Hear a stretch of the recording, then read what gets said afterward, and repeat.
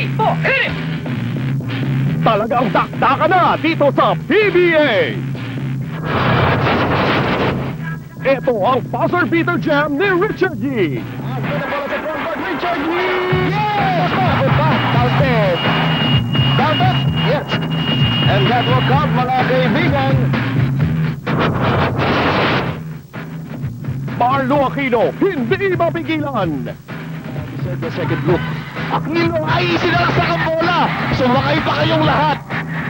That's a very good drive down the baseline para kay Marlo Aquino. Tuwan-tuwa siya dahil medyo nakascore siya ng dunk.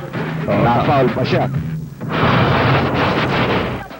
Danny Ildefonso galing kay Olsen Racela.